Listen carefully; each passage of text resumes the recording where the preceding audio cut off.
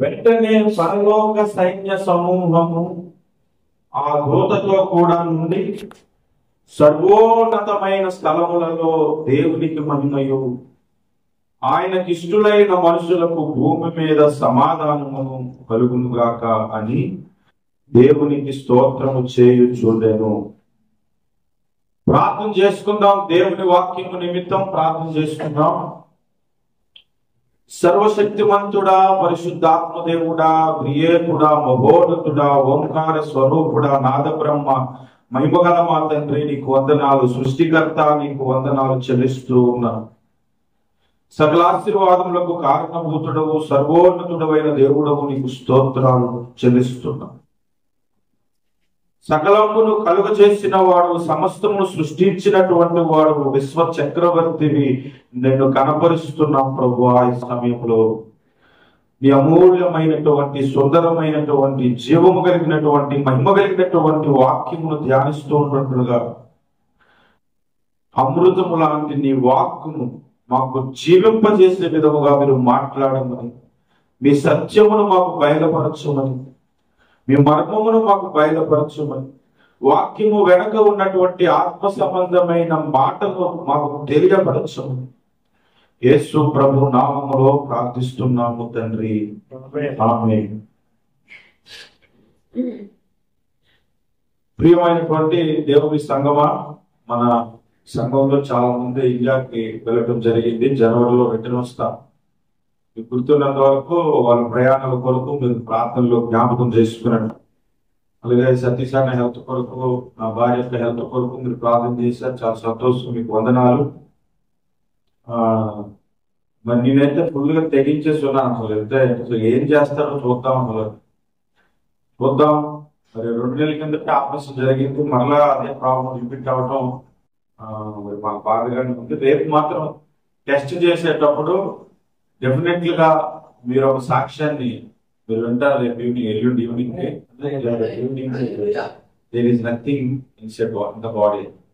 ఖచ్చితంగా దేవుడు కార్యం చేస్తాడు, నేను నమ్ముతున్నాను. మీరు ప్రార్థనలో జ్ఞాపకం చేసుకున్నాడు.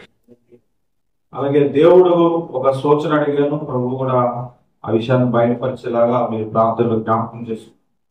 2 దినం ఉన్న క్రిస్టినా విజయ దగ్గర ఉండి మోకరించి ప్రార్థించినప్పుడు నాకు చాలా సంతోషం అనిపించింది. Really I'm happy. దేవుని యొక్క హస్తాన్ని నేను అక్కడ చూసాను. నిన్న రాత్రి ప్రార్థన చేస్తున్నాను. డెఫినెట్లీగా రేపు నేను గొప్ప సాక్ష్యం ఏంటనే ధైర్యంతో ఉన్నాను. హల్లెలూయా. సరే, లేఖన భాగంలో నుంచి కొన్ని విషయాలను మనం ధ్యానించాలి. అందరూ కూడా శ్రద్ధగా దేవుని వాక్యాన్ని వినాలి. నాకు ఎన్ని ఇబ్బందులు ఉన్నా మీకు మంచి ఆహారం వాక్యంలో చూడాలని సిద్ధపడి వస్తాను. ఏదో ఇంటర్నెట్ లో ఈ రోజుకి ఒక సందర్భాన్ని చదివేసి అది మీకు అలా అందించేసి వచ్చే పద్ధతి అయితే నా దగ్గర లేదు.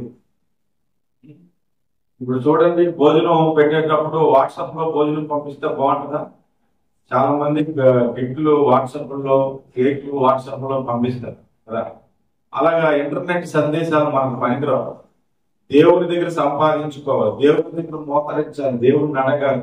ప్రభువా, ఈ దినం మీద నేను ఏం మాట్లాడాను, రేపు మాట్లాడవలసిన అవసరం ఉంటే ఏం మాట్లాడారు, ఎలా మాట్లాడారు, ఏ వచనం నుండి మాట్లాడారు, ఏ సందర్భాన్ని మాట్లాడారు, ఏది మాట్లాడితే కార్యం జరుగుతుంది అని ప్రభుని అడగాలి. ప్రభు మనకు ఆ సందేశం ఇచ్చినప్పుడు మనకు తృప్తిగా ఉంటది, మన హృదయాలకు, మన ఆత్మకు బలము కలుగుతుంది. కనుక నేను ప్రార్థన చేసుకునేటప్పుడు ఈ సందేశం అనేది దేవుడు మీకు అందించమని ప్రభు ఒక ఆత్మకు తోచింది. కనుక ఇక్కడ ఉన్న సందేశాన్ని మీరు గమనిస్తే, రాత్రి వేళ గొర్రెల కాపర్లు గొర్రెలను కాచుకుంటున్నారు.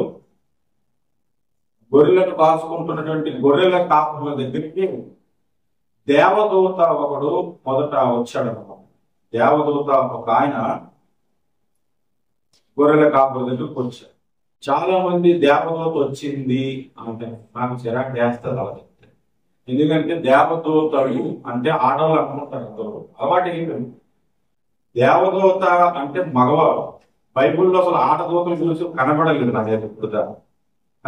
ఉంటే ఉండొచ్చు, లేదని నేను చెప్పట్లేదు. దేవదూత అంటే పురుషుడు, మగవాడు అన్నమాట.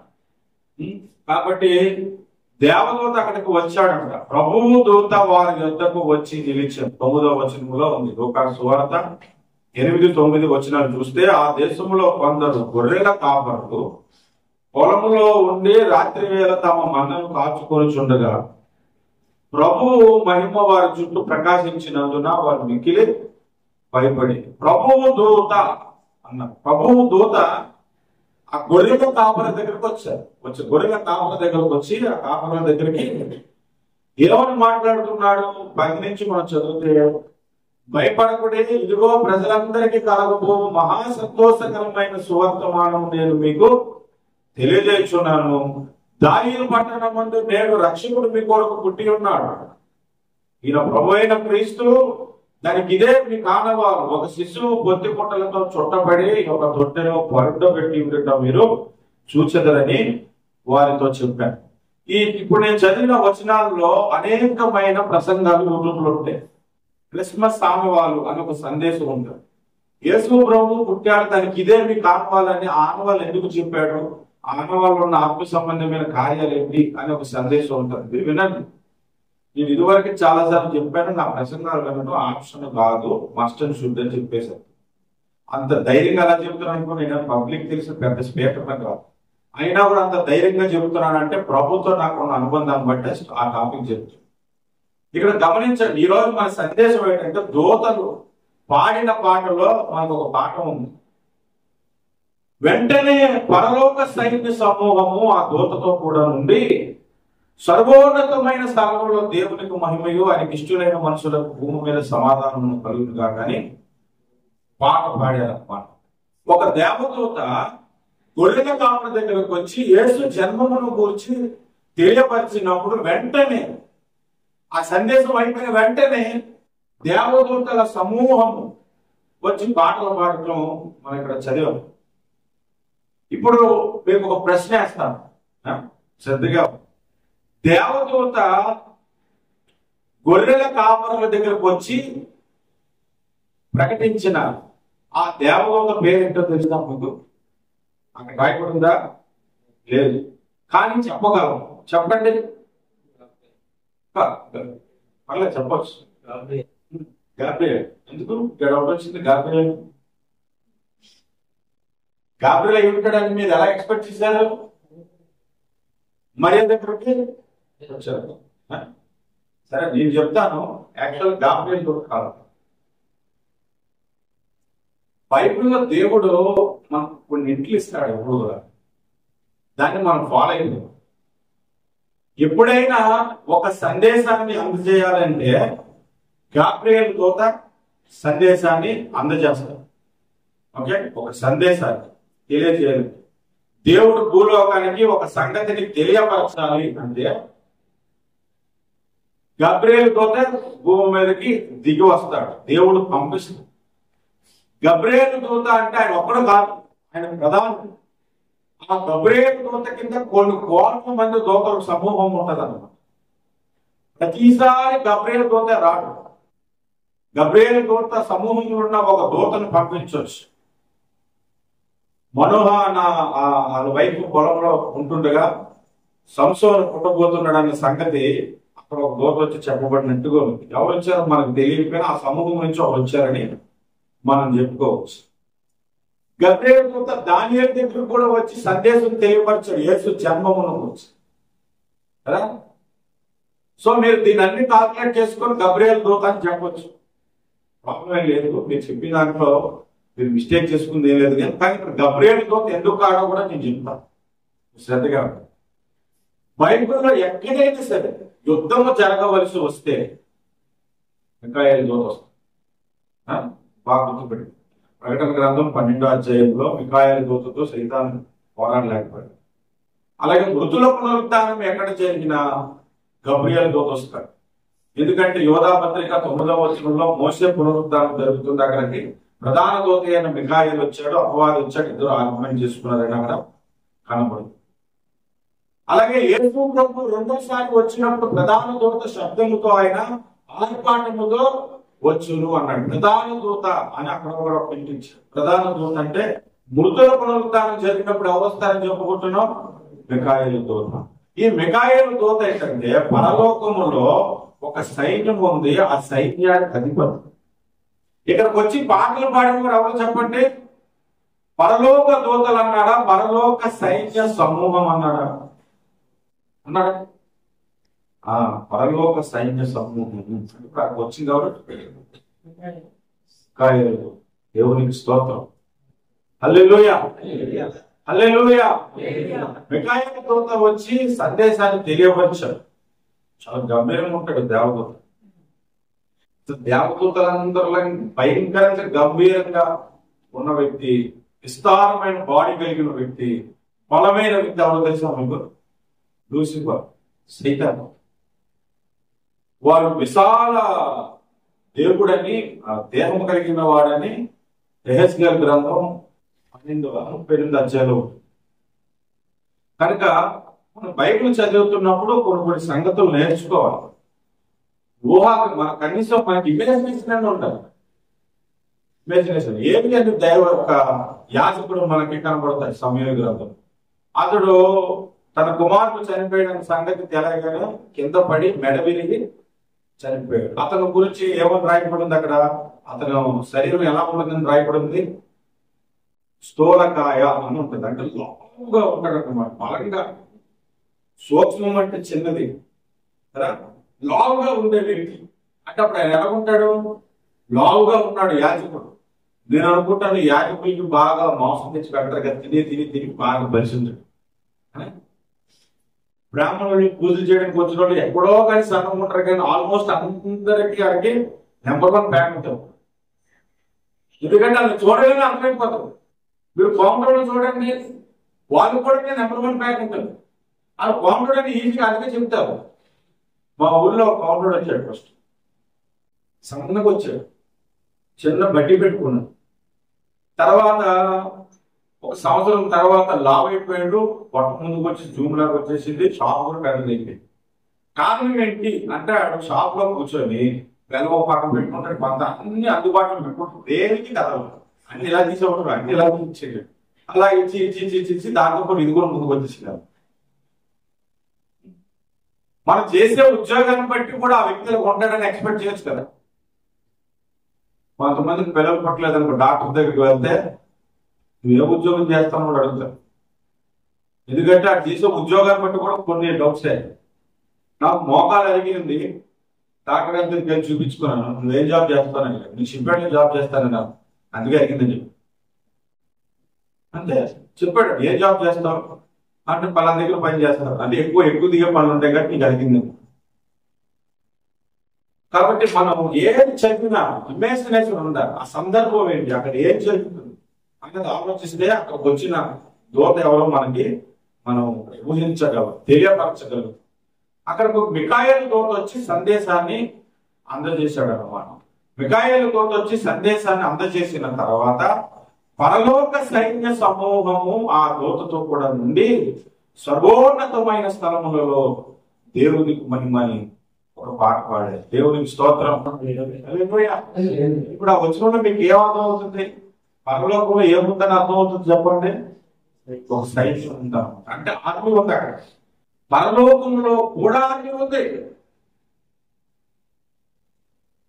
ఆ పరలోకంలో ఆర్మీ అంతటికి ఒక సైన్యాధిపతి ఉన్నాడు, ఆయన యేసు. దేవునికి స్తోత్రం. ఎందుకో చెప్పండి? యెషయా గ్రంథము 6వ అధ్యాయంలో పరిశుద్ధుడు పరిశుద్ధుడు పరిశుద్ధుడు సైన్యములకు అధిపతి యెహోవా అని అతన్ని స్తుతించుచున్నాడు. ఆయన ఎవరని చెప్పాడు? ఆయన ఎవరని చెప్పాడు? సైన్యులు. ఆయన వేరే పేరని చెప్పాడు, యేసుక్రీస్తు అని చెప్పాడు. అక్కడ యెహోవా ఉంది కదా, యేసుక్రీస్తు అంటావు ఏంటి అని కూడా కొంతమందికి డౌట్ వస్తుంది. చాలా మందికి తెలియని సంగతి ఏంటంటే, తండ్రికి ఏ పేరు ఉన్నదో కుమారుడికి ఆ పేరు ఉన్నది, కుమారుడికి ఏ పేరు ఉన్నదో పరిశుద్ధాత్మక పేరు. కొన్ని పేర్లు తప్ప ఆల్మోస్ట్ 90% నేమ్స్ త్రిత్వమునకు కలిగి ఉన్నారు. ఉదాహరణకు మీకు విషయం చెప్తాను. యెషయా గ్రంథం 40వ అధ్యాయం 3వ వచనం మీరు చదివితే, ఒక సందర్భంలో ఒక యెహోవా సాక్షి నాతో మాట్లాడాడు. బైబిల్ అంతా యెహోవా యెహోవా అని పేరు ఎక్కువ ఉంటుంది, యేసు అని పేరు కంటేను. వీడు యేసు ప్రభువుని ఎలాగ ఆరాధిస్తున్నారు, యెహోవాను కదా ఆరాధించాలి అని వాడి ఉద్దేశం అన్నమాట.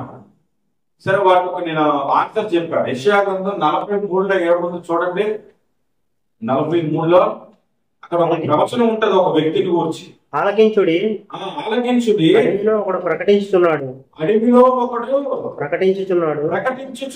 ఎట్లనగా అరణ్యంలో యెహోవాకు మార్గము సిద్ధపరచుడి, అరణ్యంలో యెహోవాకు మార్గమును సిద్ధపరచుడి.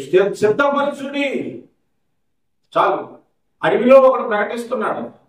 ఎవరు ప్రకటిస్తున్నాడు? యెహోవాకు మార్గమును సిద్ధపరచుడి. అది ప్రవచనం. ఆ ప్రకటించేవాడు కొత్త నిబంధనలో మనకు కనబడతాడు. పుట్టినట్టుగా అతని పేరు బాప్తిస్మం ఇచ్చు యోహాను. అతని గురించి ప్రకటన మత్తయి సువార్త 3 మీరు చదివితే మొదటి వచనం నుండి ఆదినములందు బాప్తిస్మం ఇచ్చు యోహాను వచ్చి పరలోక రాజ్యము సమీపించి ఉన్నదిగా మారు మనసు పొందుడని యోదయ అరణ్యములో ప్రకటించుచుండెను. ప్రభువు మార్గమును సిద్ధపరచుడి, ఆయన త్రోవలను సరళము చేయుడని అరణ్యములో కేకవేయును ఒకని శబ్దం అని ప్రవక్త యెషయా ద్వారా చెప్పబడిన వాడు ఇతడే. ఇప్పుడు నేను అడుగుతాను, చెప్పండి. యెషయా గ్రంథములో ఏ నామమును ప్రకటిస్తున్నాడని ఉంది అక్కడ? యెహోవా. కొత్త నిబంధనలో మత్తయి సువార్తలో ఎవరిని ప్రకటించాడు ఆయన? యేసు ప్రభు. అంటే యెహోవా యేసు ప్రభు ఒకటే.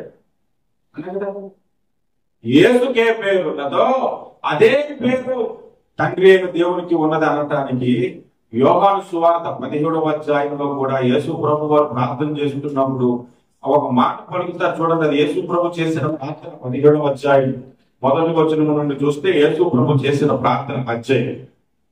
అందులో కీలకంగా ఒక మాట పలుకుతాడు. ఒక సందర్భంలో 11వ వచనం, నేను ఎక్కడో లోకములో ఉండను గాని మీరు లోకములో ఉన్నారు, నేను నీ యొద్దకు వచ్చుచున్నాను. పరిశుద్ధుడు అయిన తండ్రి, మనము ఏకమై ఉన్నలాగున వారితో ఏకమై ఉంటున్నట్లు నీవు నాకు అనుగ్రహించిన నీ నామమందు వారిని ఏమన్నాడు? నీవు నాకు అనుగ్రహించిన నీ నామమందు వారిని. ఆయనకే నామం ఉంది, ఈయనకే నామం ఉంది. చెప్పు. ఇద్దరికి ఒకటే నామం ఉంది. ఏ పేరుతో అదే పేరుతో వాళ్ళు కూడా నాకు అనుగ్రహించా కదా ఒక నామము, ఆ నామముతోనే వాళ్ళను మనలో ఏకము చేయి అని అంటున్నాడు. మత్తయి సువార్త ఇంకొక మాట మీరు అనుమానించకుండా చూడడానికి ఇంకొక వచనం చూపెడతాం. మత్తయి సువార్త 28వ అధ్యాయంలో చూడండి. మత్తయి సువార్త 28వ అధ్యాయం 28వ అధ్యాయం 19వ వచనం చూస్తే, కాబట్టి మీరు వెళ్ళి సమస్త జనులను శిష్యులుగా చేయుడి, తండ్రి యొక్కయు కుమారుని యొక్కయు పరిశుద్ధాత్మ యొక్కయు నామములోనికి వారికి బాప్తిస్మం ఇచ్చుచు. ఏమన్నాడు? నామము అన్నాడా? నామములలో అన్నాడా? నామం ఏకవచనమా బహువచనమా? ఏకవచనం. అంటే తండ్రికి ఏ పేరు ఉన్నదో, కుమారుడికి ఏ పేరు ఉన్నదో, పరిశుద్ధాత్మకి ఏ పేరు ఉన్నదో ఒకటే పేరు ఉన్నది. ఆయన నామము ఒకటే. ఒకసారి బాప్తిసం ఇచ్చేటప్పుడు ఒక పాస్టర్ గారికి బాప్తిసం అంటే తండ్రి యొక్క యు అని ఒక బాప్తిసం ఇచ్చాడు, కుమారుని యొక్క ఇంకోసారి బాప్తిసం ఇచ్చాడు, పరిశుద్ధాత్మ యొక్క 3 సార్లు తీశాడు. ఎందుకంటే సరిగ్గా చదవరు, తెలుసుకోరు. ఒకవేళ యేసు నామములో బాప్తిసం ఇచ్చాడు, యేసు నామములో కూడా బైబిల్ ఏముంది? తండ్రి యొక్క కుమారుని యొక్క పరిశుద్ధాత్మ నామములో బాప్తిసం ఇచ్చాడు, పరలోకానికి వెళ్తాడు. యేసు నామములో అంటాడు. ఇంకొక ఆయన చెప్పాడు, తండ్రి కుమారు పరిశుద్ధాత్మ ఇస్తాడు, యేసు నామములో బాప్తిసం పొందిన పేరు చెప్పారు కదా. పేరు యేసు. యేసు నామములో బాప్తిసం ఇస్తే తండ్రి కుమారు పరిశుద్ధాత్మ నామములో ఇచ్చినట్లే. ఒకసారి బాప్తిసం వారు 3 బాప్తిసంలో ఏకకాలం ఇచ్చేస్తారు. ఒకే పేరు తండ్రికి కుమారుడికి పరిశుద్ధాత్మకి ఉన్నది అనేది మనం గుర్తించుకో. హల్లెలూయా, హల్లెలూయా. అందుకని యెహోవా సైన్యములకు అధిపతి అని అక్కడ చెప్పినంత మాత్రాన అది యేసు ప్రభు అని సంగతి చెప్తున్నారు. యేసునే వాళ్ళు ఆరాధన చేస్తున్నారు. సైన్యములకు అధిపతి యెహోవా అని ఆరాధన చేస్తున్నారు. హల్లెలూయా, హల్లెలూయా, స్తోత్రం. చెప్పండి ఒకసారి. యుద్ధము యెహోవాదే, యుద్ధము యెహోవాదే,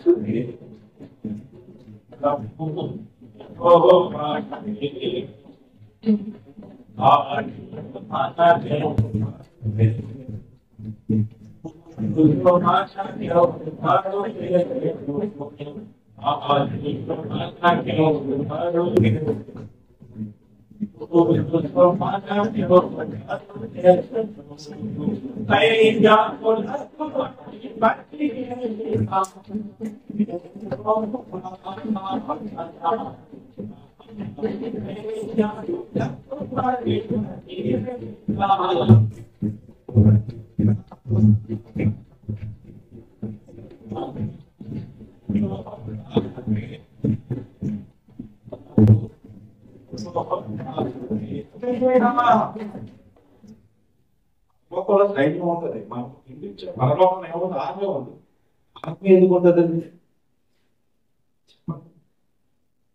దేశానికి ఆత్మ ఎందుకు ఉంటుంది శత్రు సైన్యంలో రాకుండా ఉంటుంది మరి పరలోకానికి ఆత్మ ఏంటి ఎప్పుడైనా ఆలోచించారు మీరు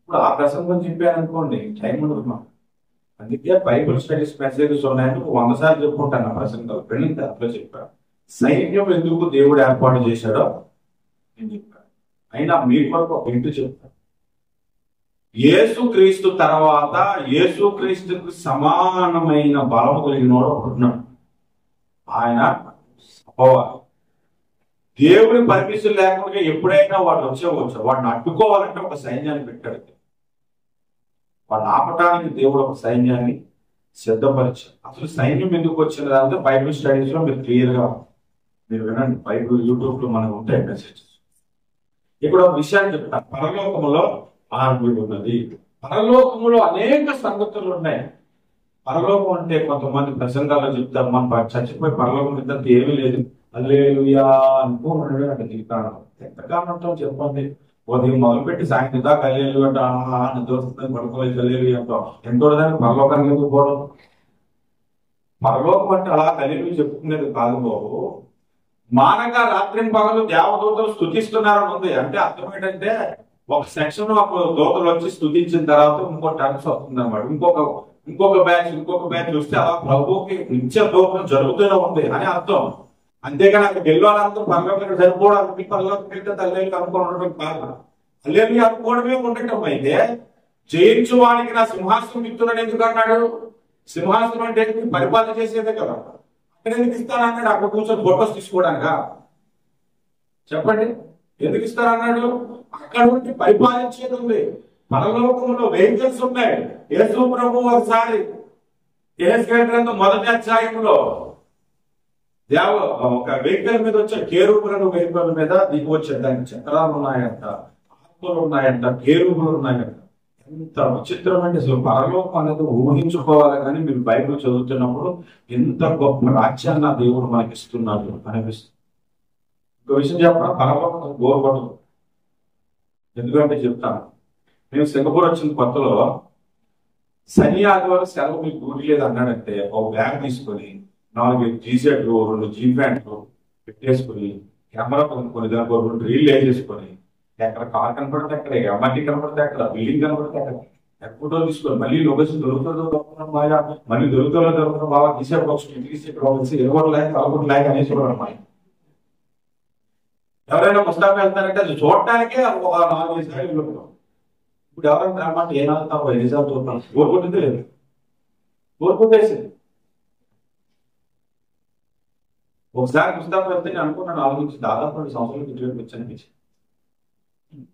షట్టో సంఖ్య దాదాపు 50 సార్లు వెళ్ళి ఉంటాయి ఎందుకంటే ఎప్పుడప్పుడు పార్సల్ అవుతే అది ఏదో చూపించమంటే అది వాడు ఈజీగా ఉంటుంది లోపల కోసం తీసుకెళ్ళిపోయి అన్ని కొట్టుకుంటాం అనే తీసుకెళ్ళిపోవడం వల్ల చూసినప్పుడల్లా సెంటోసాలో ఒక విచిత్రం ఏంటంటే ఒకసారి స్కెల్టన్ తో డిజైన్ చేశాడు ఒకసారి ఫ్లవర్స్ తో డిజైన్ చేశాడు ఒకసారి మంచు గడ్డతో డిజైన్ చేశాడు ఒకసారి ఇసుకలో బొమ్మలు చేసి డిజైన్ చేస్తాడు ఎవరి ఇయర్ ఒకలాగా ఉంటాడు చేంజ్ చేస్తూనే ఉంటాడు భూమి మీద ఉన్న ఈ చిన్న ఐలాండ్ మనుషులు ఇలా చేస్తే మరి పరలోకం ఒక ప్లేస్ ని ఈ రోజు చూస్తే రేపు అలా ఉండదు మహిమతో ఇంకా అధికంతో నిండిపోయిపోయింది అందుకే పరలోకం ఎంతటికీ బోర్పడదు నాకు నిజంగా సింగపూర్ బోర్ కొట్టేసింది ముస్తాఫాకేమో జగదంబ సెంటర్ పేరు పెట్టుకుని మా వైజాగ్ కదా ఊళ్ళోకేమో గాజం అని పేరు పెట్టుకుంది ఎప్పుడైనా మా ఫ్రెండ్స్ ఫోన్ చేస్తే ఎక్కడ గాజంలో అర్థమైపోయింది ఎందుకంటే కొద్ది రోజుల తర్వాత నాకు అలాగే అనిపించింది ఈ లోకంలో ఎక్కడికైనా మంచి ప్రదేశాలకు వెళ్ళండి, ఒకసారి వెళ్ళినప్పుడు భలే ఆహా అద్భుతం అంటారు, రెండోసారి వెళ్తే చిరాకు వస్తుంది. కేరళకి వెళ్ళి నాకు ఇంటి వాళ్ళు చూసుకుని తెగకుండా చూసుకున్నాను, రెండోసారి వెళ్ళేటప్పుడు ఆకర్షిద్దాలు అనిపించింది, మూడోసారి వెళ్ళినప్పుడు వెళ్ళకపోతే దగ్గర ఉంటాయి. కానీ పరలోకంలో ఉండదు, నువ్వెప్పుడు చూస్తున్న నిత్యము సంతోషం కలిగించేదిలా ఉంటుంది. ఎంటర్టైన్మెంట్ అసలు ఆనందాన్ని మనం పట్టుకోలేము. అసలు ఒకసారి అనుకుంటా యేసులో ఉంటేనే ఎంతో ఆనందం కాదు, ఇందాక పాడుకున్నాం, ఎన్నాడెన్నాడు లేని ఆనందం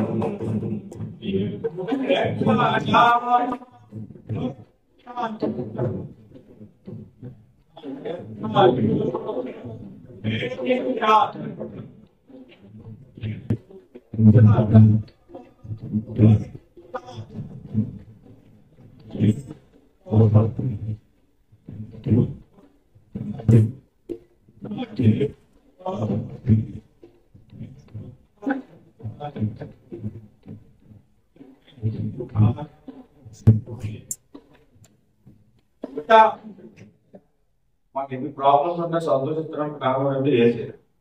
ఇందాక 3 గంటలకి హాస్పిటల్ నుంచి వస్తున్నాము, లిఫ్ట్ వస్తా అలాగంతా వస్తాలే ఎలాగో రూమ్ లో ఉండి బోర్ పడుతున్నాను. మీ పాస్టర్ అమ్మ నా భార్య ఇద్దరు అనుకోకంటే సరే, బయటికి నడుచుకుంటూ వస్తూ బాగా చెప్పేటప్పుడు చర్చికి వెళ్ళేటప్పుడు గడ్డని తీసి లేదని చెప్పి టచ్ చేసుకోకుండా వెళ్ళిపోక టచ్ చేసుకుని లేదు. యాక్చువల్ నాకు చెప్పకపోతే అలాగే వచ్చేసేవాడు, ఎందుకంటే అన్ని చేసుకోవడం నాకు నిజంగా కాదు.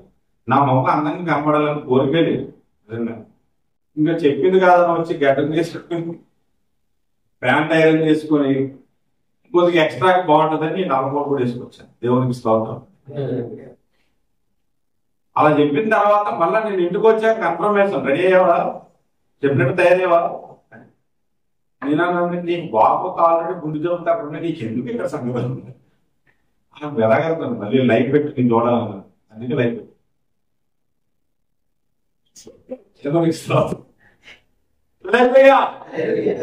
యేసులో ఈ లోకంలో ఉంటేనే ఇంత ఆనందం అయితే యేసుతో పరలోకం ఉంటే ఇంకెంత ఆనందం అసలు మైమర్చిపోతాం అన్నమాట.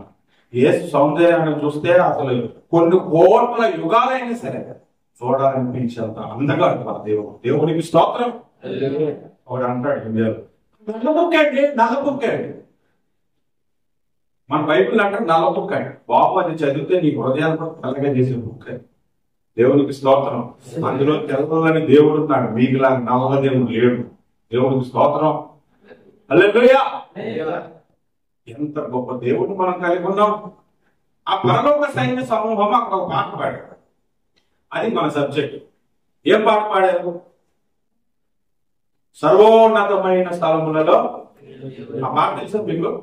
ఓకేనా? ఏంటో చాలా పాటలు ఉన్నాయి. సర్వోన్నతమైన స్థలములలో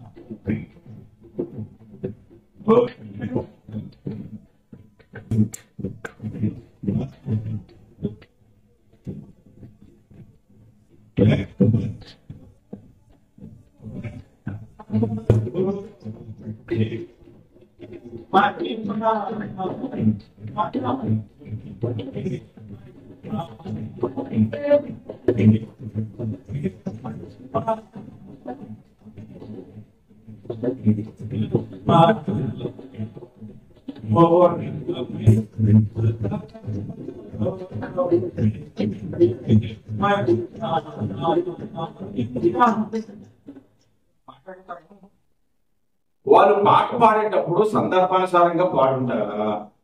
సందర్భానుసారంగా పాడుతుంటారు. ఎవరైనా మ్యారేజ్ డేకి కేక్ కట్ చేస్తారు, మ్యారేజ్ డే అప్పుడు నేను వచ్చి ఏం పాట పాడాలి మీరు చెప్పండి? Happy birthday to you, happy birthday to you అంటే ఎలా ఉంటుంది? పక్కన ఆవిడ వచ్చి సందర్భానుసారంగా ఉంటారు కదా పాట. ఎవరైనా బర్త్డే జరుపుకుంటున్నారు, అక్కడ వచ్చి నీకు ప్రసంగం వచ్చాయి, జన్మదినము కంటే మరణదినమే మేలని ప్రసంగి గ్రంథంలో ఉన్నది అన్నది అనుకోండి.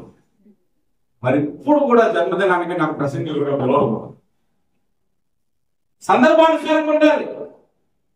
క్రిస్మస్ జరుపుకుంటాం, మన వైపు వచ్చి అందులో నిల్చొని పాట పాడదాం చెప్పి సిలువలో సాగింది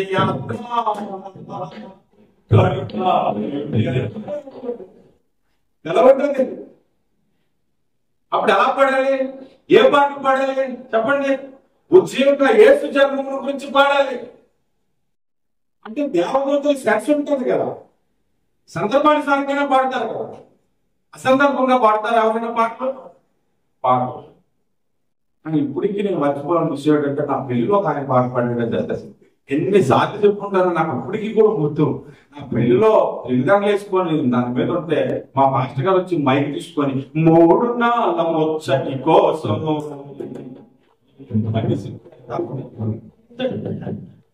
ఇప్పటికీ మర్చిపోలేదు అనమాట. అసలు ఎంత భయంకరంగా పాడేసాడండి బాబు. సువార్తకని బయటికి వెళ్తాం, యేసు ప్రభువుని గురించి తెలియపరచాలి. అప్పుడు ఏం పాట పాడాలి? సువార్త సందేశం పాడాలి. యేసు జన్మించాడని పాడాలి, యేసు నీ కొరకు మరణించాడని పాడాలి. అక్కడ పోయి నా బ్రతుకే ఘోరమాయె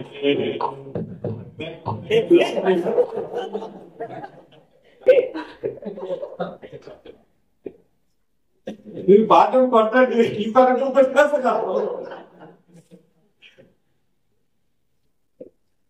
అప్పుడు అందరూ అనుకుంటారు యేసు ప్రభువుని అనుకుంటే బతుకు ఘోరమైపోతాయి కావాలి అనుకుంటారు. సందర్భానుసారంగా మాట్లాడాలి, సందర్భానుసారంగా ప్రసంగాలు చేయాలి.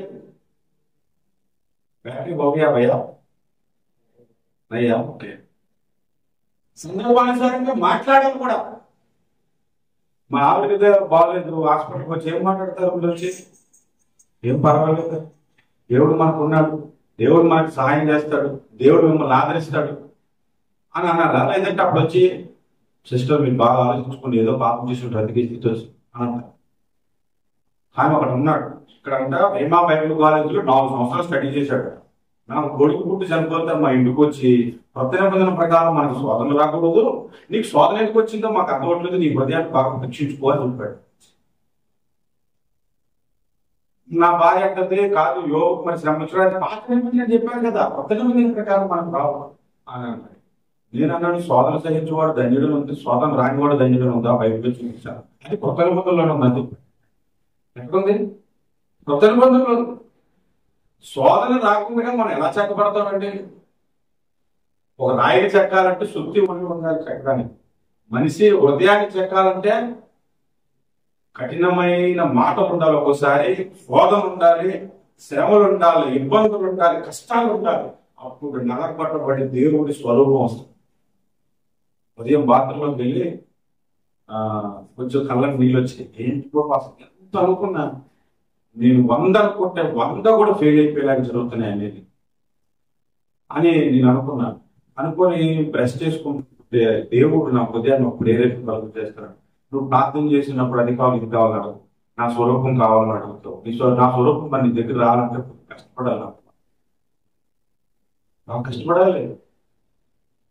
మనందరం పాడు కూర్చుండుటలో నిలుచుండుటలో మాట్లాడుటలో ఏమించుటలో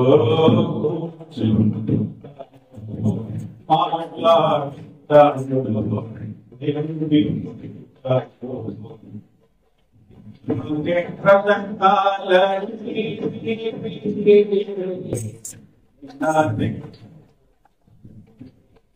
ఎదులాగా బ్రతకాలి, ఎదులా జీవించాలి. యేసు స్వరూపం మనకు కావాలంటే బాగా నెలకొడితే కూతురు బయటకు పోతే, బాగా నెలకొడితే చాడిని బయటకు పోతే, బాగా నెలకొడితే ప్రార్థన జీవితం బయటకు వస్తుంది.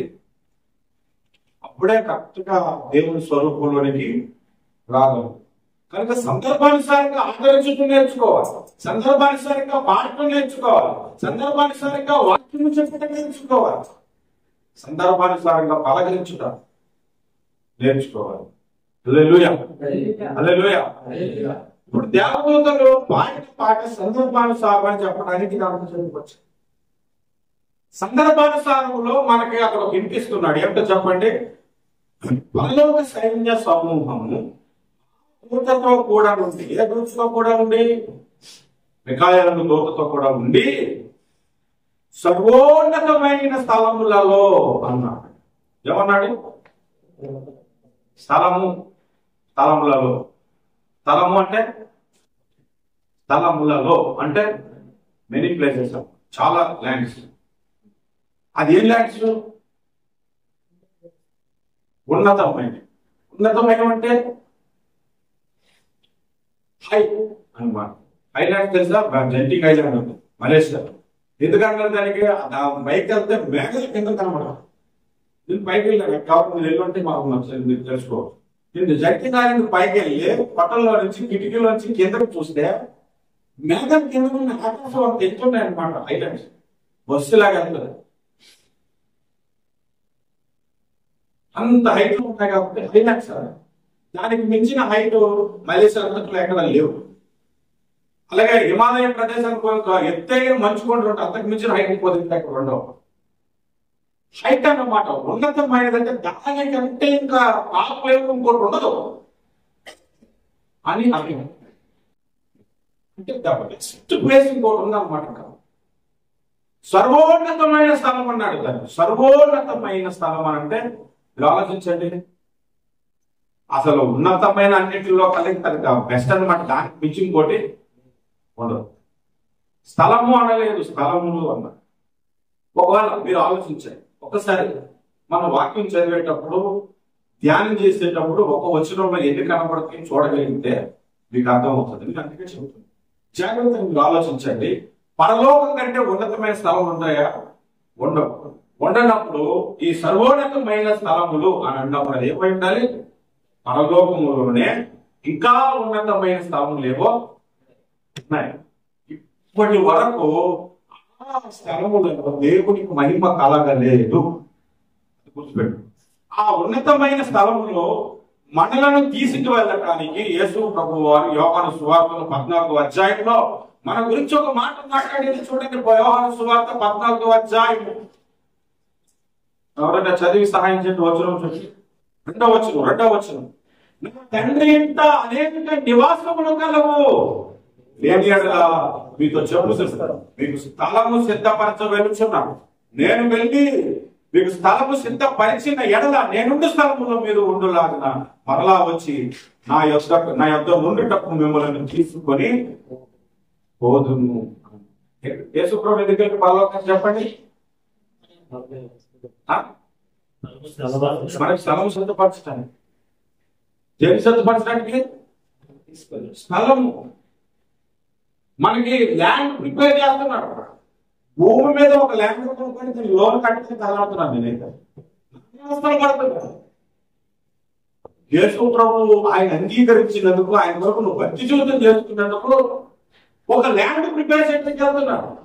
ఆ ల్యాండ్ భూమి మీద ఒక ల్యాండ్ కొనుక్కున్నాం అనుకుంటా, 60,000 70,000 దొరుకుతుంది. తర్వాత పోయిందంటే ఆ ల్యాండ్ అవడం అది మనకు కానే కాదు. కానీ పరలోకంలో నీకు ల్యాండ్ ఉంటే నిత్యము అది ఇంకా నీదే. అది నిత్యము నీ ఆస్తి కండి. ఇక్కడ స్థలము సిద్ధపరచ నేను వెళ్తున్నాడు అన్నాడు. ఎంత భాగ్యం ఉంది అసలు. యేసు ప్రభు మనకు ఇవ్వాలనుకుంటుంది ఏంటి? ఆయన మనకి ఇచ్చేది అసలు మన జీవితం కానార్పణముగా కోయపడినా కూడా గోటితో సమానం కాదు ఆయన మనకి ఇచ్చేది మహిమ. ఆయన కాలు గోటికి కూడా సరిపోవాలన్నమాట. అంత ఉన్నతమైన స్థలం మన కొరకు సిద్ధపరుస్తున్నాడు ప్రభు. 2వ కొరింథీ పత్రిక 5వ అధ్యాయం 1వ వచనంలో అపోస్తలుడైన పౌలు అంటాడు, భూమి మీద మీ నివాసములు శిథిలమైపోయినను. మాట చదవడం గుర్తురాడు కదా. భూమి మీద మీకు ఉన్నటువంటి నివాసములు, కొరింథీయులకు రాసిన 2వ పత్రిక 5వ అధ్యాయం 1వ వచనం, శిథిలమైపోయినను చేతి పని కాక దేవుని చేత కట్టుబడినటువంటి నిత్యమైనది అయిన నివాసం పరలోకమందు మనకు కలదు. పరలోకమందు మనకు ఎలాంటి నివాసం ఉంది? ఎవరు కడుతున్నారు? దేవుని చేతి పని అయినా. ఒకడు ఇల్లు కట్టి నింపాడు అనుకోండి, బాగోపోతే దాంట్లో ఎవరికంటే నీళ్ళు తాగుతారు ఇక్కడ. ఏంటో పండుగ నీకు పని చేయాలి కదా. ఇంకా అందరికంటే బెస్ట్ ఎవరుంటారు చెప్పండి? విశ్వవంతుడు దేవుడి కంటే బెస్ట్ దేవుడు. ఆయనే ప్రత్యేకంగా శ్రద్ధ కలిగి ఒక ఇల్లు కడుతున్నాడంటే అది ఎలా ఉంటుంది అసలు? అక్కడ మాకు ఉన్నాయంట స్థలాలు, అక్కడ మాకు ఇల్లు ఉన్నాయంట. దేవుడికి స్తోత్రం. హల్లెలూయా. ఈ లోకంలో తల్లిదండ్రులకి పొలాలు, ఆస్తులు, బంగ్లాలు, ఒక ఫ్యాక్టరీ, బాగా నెలకి కోట్లు సంపాదించే ఆస్తుంది. వాడికి ఒక కొడుకు పుట్టాడు అనుకోండి. ఆ కొడుకుకి మీరు ఏమని పేరు పెడతారు? గోల్డెన్ స్పూన్ తో పుట్టాడు అంటారు. అవునా? వాడిని ఏమంటారు చెప్పండి మీరు? వాడు పుట్టినప్పుడే గోల్డెన్ స్పూన్ తో పుట్టాడు. ఎందుకంటే పని చేయవలసిన అవసరం లేదు. చదవకపోయినా ఆస్తులు ఉంటాయి. ఆ పిల్లలు పిల్లలు పిల్లలు పిల్లలు ఇంకో 10 తరాలు తిరిగినా కూడా తనకి నాస్తుంది. కాబట్టి వాడు ఏమంటారు? గోల్డెన్ స్పూన్ తో పుట్టాడు.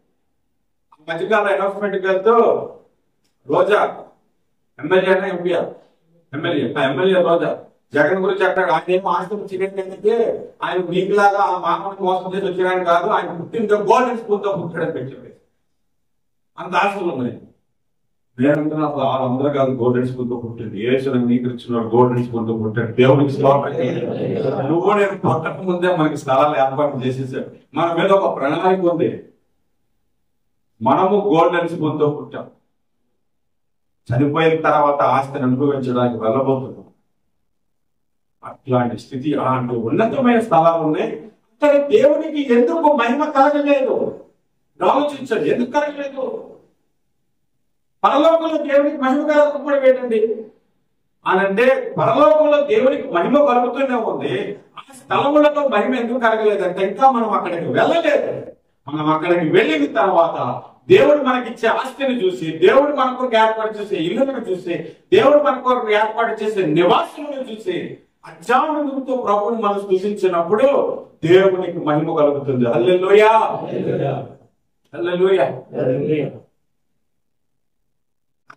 మనం తీసుకెళ్ళటానికి ఈ రక్షకుడు మీ కొరకు జన్మించాడని తెలియపరిచారన్నమాట. పాటల ద్వారా సందేశాన్ని తెలియపరిచారు. వీడు పొలంలో ఉన్నారు, ఏదో దోమలు ఎన్ని అక్కడ గుర్తు చెబుతున్న సర్వోన్నతమైన స్థలాలు ఉన్నాయి.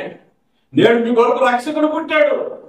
ఇదిగో అందరికి సంతోషకరమైన వర్తమానం ఉంది. ఆయన అంగీకరించి రక్షణ పొందితే కనుక ఉన్నత స్థలాలకి దేవుడు మిమ్మల్ని తీసుకుని వెళ్తాడు. హల్లెలూయా. అదవుతుందా ప్రసన్న? మీకు ఏమిస్తారన్నాడు అనుకుంటున్నారు దేవుడు? ఇప్పుడు ఎలా ఉంటారు? పళ్ళు చిక్కు మనాలు పెళ్లి చేసుకున్న తర్వాత మా వాళ్ళు నేను చచ్చిపోతున్నాను, కనీసం నాస్తం తెలియదు, నాకు 10 కోట్లు ఆస్తుందని కొంచెం మనకి వెళ్ళిపోతారు.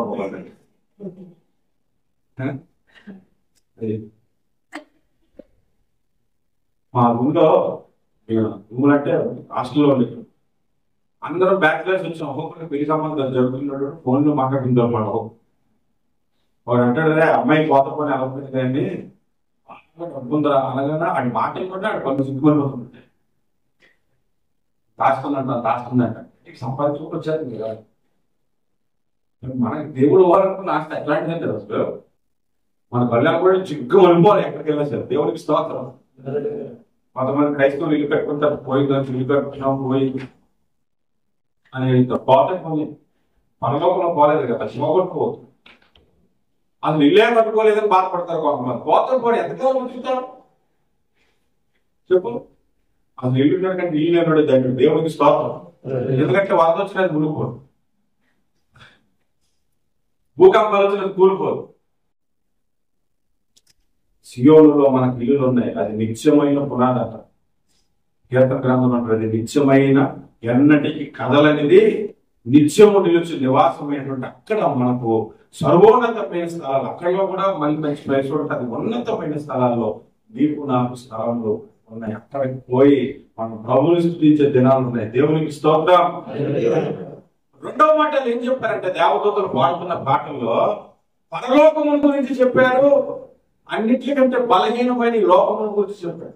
ఈ లోకముల గురించి ఏం చెప్పారు? భూమిపై ఆయన దుష్టులకు సమాధానం. కేతుపురము లోకానికి వచ్చాడు, అందరికి సమాధానం ఇవ్వడానికి వచ్చాడు, అందరికి సమాధానం కూడా వచ్చాడు. ఎవరో చెప్పాడు? అసలు బైబిల్లో అవసరం చెప్పండి. సరిగ్గా చదవరు. అందరికి సమాధానం ఇవ్వడానికి వచ్చారని ఎక్కడ చెప్పాడు? నేను అగ్నివైన వచ్చిందని తెలుసుకోనమన్నా. సమాధాన పరచ వచ్చిందని తలంచుకుడే అగ్నిమయ వచ్చిందని కూడా చెప్పు. ఆలోచించాలి. సమాధానం అందరికీ ఇప్పుడు అంటానికి లేదు, ఆయనకి ఇష్టలకు మాత్రమే ఇస్తానంటున్నాడు. అది హల్లెలూయా. భూమి మీద ఆయనకి ఇష్టలకు సమాధానం. మన జయపాల గారు వచ్చి దేవుడికి ఇష్టమైన కార్యాలు ఏంటి అని కదా అడిగారు. అందరూ కొంచెం మౌనంగా ఉన్నారు. నేను 3 పాయింట్లు చెప్పాడంట.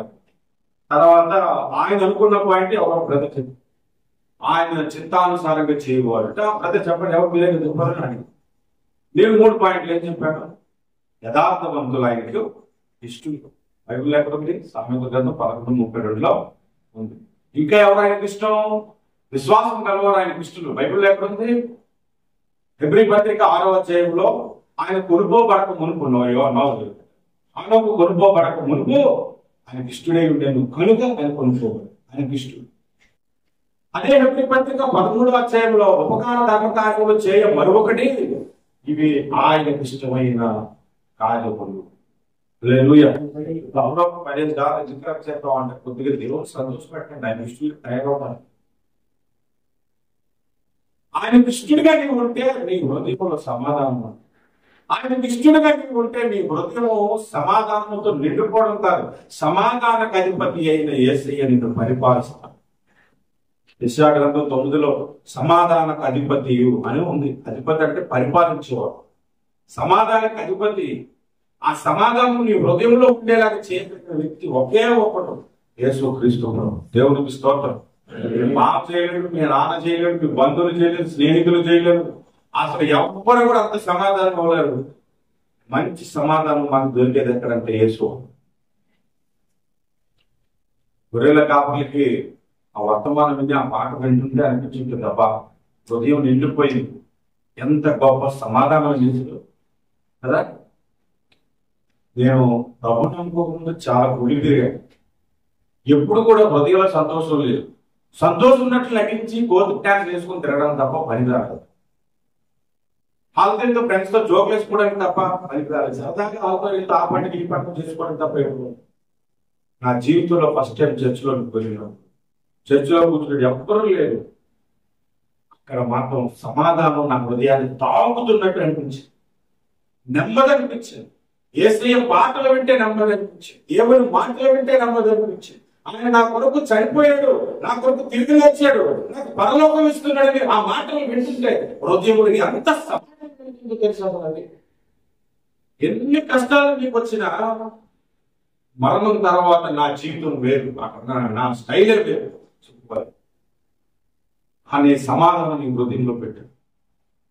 ఈ సమాధానం కనుక మనలో లేకపోతే, క్రైస్తవులు అయిన మనకు ఆ సమాధానం కనుక లేకపోతే ఏమవుతుందో తెలుసా? కష్టాలు వచ్చినప్పుడు ఎందుకంటే బాబు ఇంకెంతకాలం పోతుంది, ఇప్పుడే అనుభవించాలి, ఈ కష్టాలతో ఏంటి దూరం బదులు అనుకొని ఎవరినప్పుడు మోసం చేస్తూ ఎవరినప్పుడు కొట్టేస్తూ ఏదో విధంగా సంతోషానికి కొరకు ఎదుర్కొంటూ లోపల తిరుగుంటాం. మనకి కష్టమైన పర్వాలేదు. మనకు ఒక రాజ్యం ఉంది, మనకు ఒక దేశం ఉంది, మన కొరకు దేవుడు స్థలాన్ని సిద్ధపరిచాడు. ఆయన ఎప్పుడు నిత్యం సంతోషంగా ఉంటాం, ఉన్నతమైన స్థితిలోకి వెళ్తాం. కొద్దికాలం ఈ లోకంలో మన శ్రమను అనుభవించేది అంత ధైర్యంతో సంతోషాన్ని మనం అనుభవిస్తాం. దేవునికి స్తోత్రం. ఎంత గొప్ప సంఘటన చెప్పండి. దేవదూతల పాటలో మనకి కొన్ని పాఠాలు నేర్పిస్తున్నారు. దేవునికి స్తోత్రం. హల్లెలూయా, హల్లెలూయా. అదే లూకా సువార్త 2వ అధ్యాయంలో మన మాట మనం గమనిస్తే, ఆయనకి ఇష్టలైన మనుషులకు భూమి మీద సమాధానమును కలుగునుగాక అని దేవునికి స్తోత్రము చేయొచ్చు. వాళ్ళు ఏం చేశారు? కలుగునుగాక, కలుగునుగాక, కలుగునుగాక అంటే అది ఎప్పుడు మనకు కలగాలి. అది కలుగునుగాక అని ఆల్రెడీ స్తోత్రం చేసేసారు అంటే సమాధానం ఆల్రెడీ రిలీజ్ అయిపోయింది.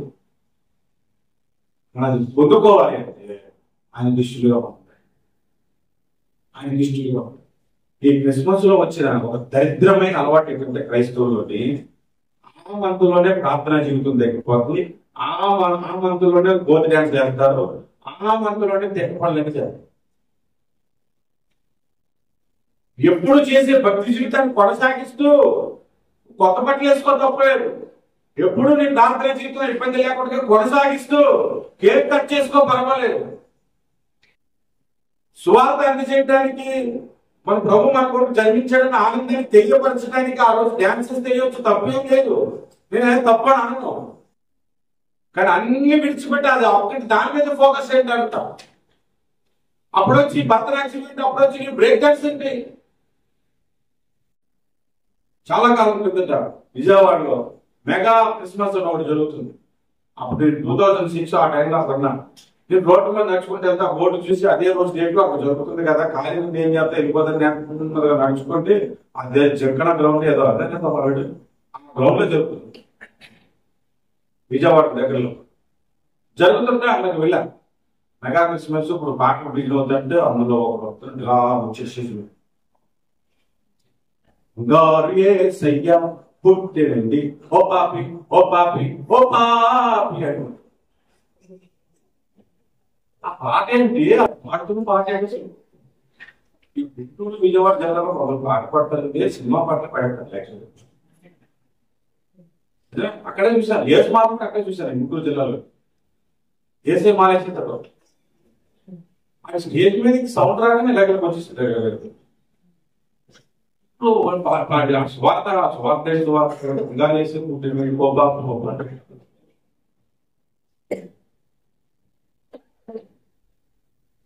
ఇట్లా క్రిస్మస్ చేసుకుని బట్టి దేవుడు చూస్తే నేను ఇష్టపడాలి. ఆ క్రిస్మస్ చేసుకుంటే ఆనందం. హల్లెలూయా. అందరూ లేచి కూర్చో.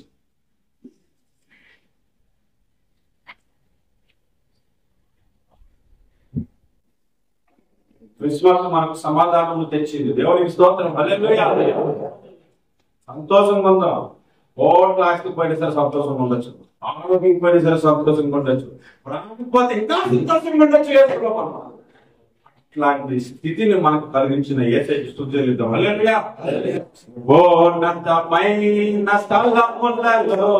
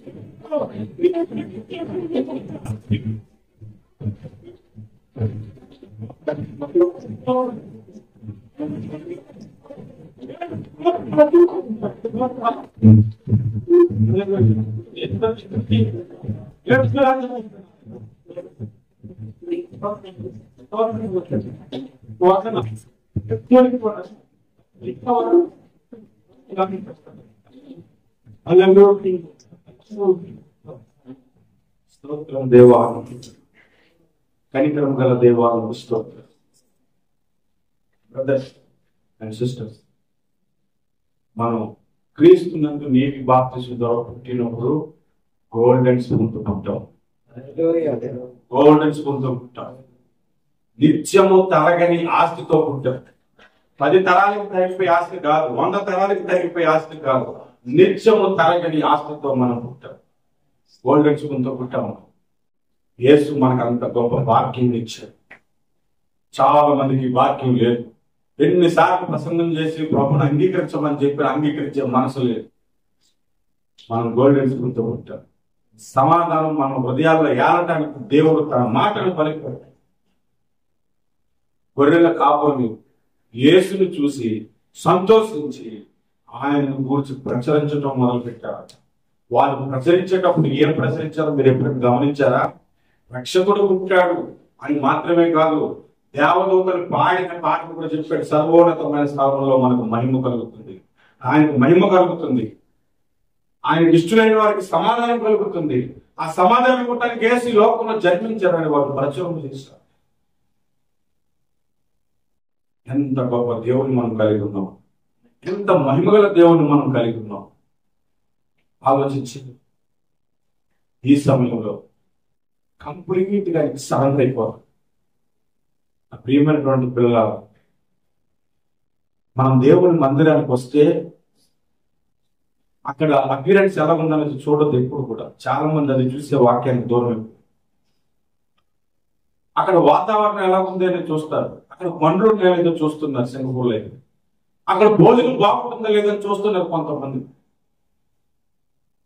పలకరింపులు బాగున్నాయా అని చూస్తున్నారు, మర్యాదలు బాగున్నాయా అని చూస్తున్నారు. అది కాదు చూడాల్సింది, అక్కడ సత్యవాక్యం ఉన్నదా లేదా అనేది చూడు, అక్కడ దేవుడిని ఆరాధించేది ఉన్నదా లేదా అనేది చూడు, అక్కడ నా దేవుడు ప్రార్థించేవారు ఉన్నదా లేదని చూడు.